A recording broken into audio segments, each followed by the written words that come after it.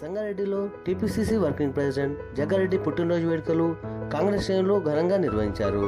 జగ్గారెడ్డి పుట్టినరోజు సంబరాల సందర్భంగా పోతుడిపల్లి నుండి భారీ ర్యాలీగా ఐబీ, కొత్త బస్టాండ్, పాత బస్టాండ్, మైనా చౌరస్తా వరకు ఆటపాటలతో ఉత్సాహంగా పుట్టినరోజు సంబరాలు చేసిన కాంగ్రెస్ శ్రేణులు.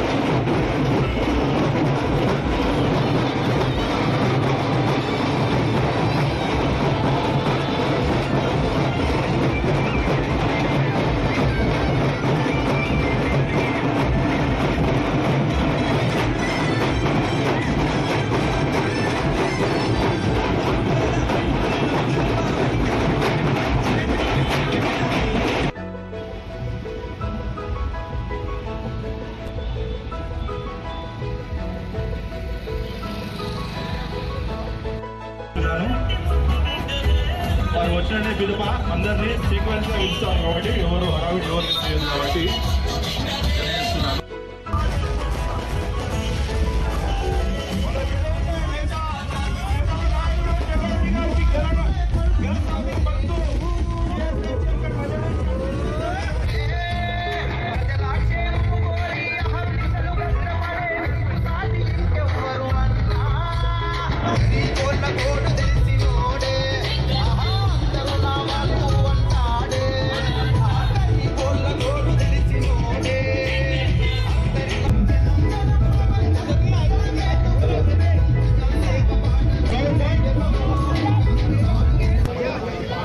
మన మధ్యలో ప్రియతమ నాయకులు దిగారి ఉన్నారు కాబట్టి వారి గురించి పాస్టర్ గారు ప్రేయర్ చేస్తారు.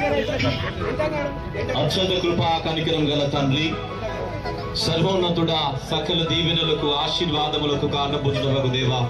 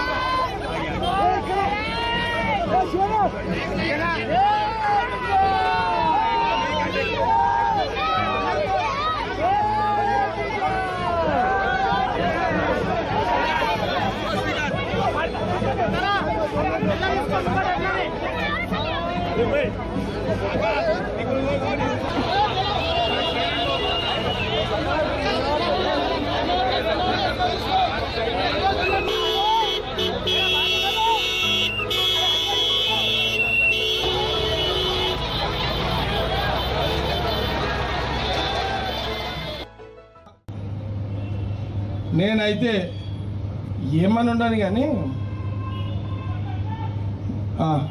నమస్తే సార్.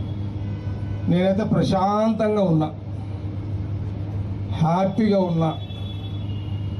ఎందుకున్నా అంటే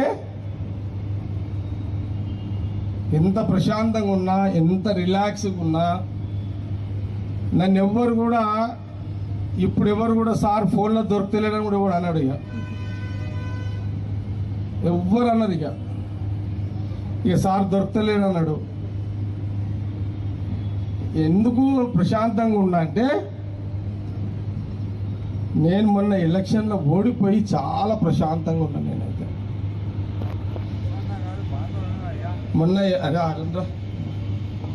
మొన్న ఎమ్మెల్యేగా ఓడిపోయినందుకు నేను చాలా చాలా రిలాక్స్గా ఉన్నా. మనసు పూర్తిగా చెప్తున్నా, చాలా ప్రశాంతంగా ఉన్నా.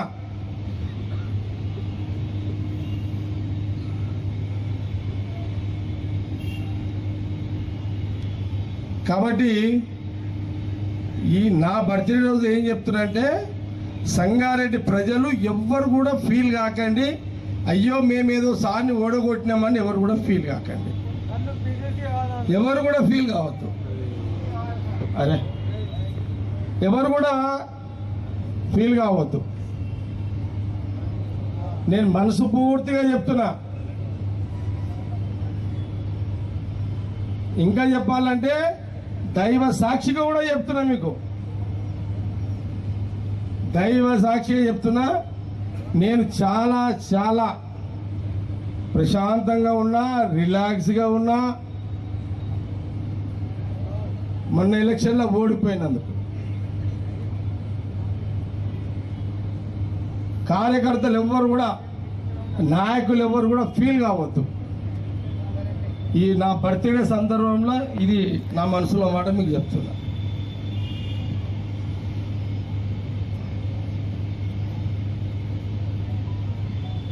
ఇక్కడ ఉన్న కార్యకర్తలకు, నాయకులకు ఇంకేం చెప్తున్నా అంటే, కాంగ్రెస్ గవర్నమెంట్ ఉంది కాబట్టి సంగారెడ్డి ప్రజలకు, మన కార్యకర్తల తరఫున, మన నాయకుల తరఫున సంగారెడ్డి నియోజకవర్గ ప్రజలకు అభివృద్ధి విషయంలో జవాబుదారుగా ఖచ్చితంగా ఉంటా. ప్రజలకు ఏం కావాలో అన్ని విషయాలు నాకు తెలుసు. ఏమేమి కావాలో అన్ని విషయాలు నేను చేసి పెడతా. ఇది చాలా స్పష్టంగా ఇక్కడ ఉన్న కార్యకర్తలకు, మన నాయకులకు అందరికీ కూడా తెలియజేస్తున్నా.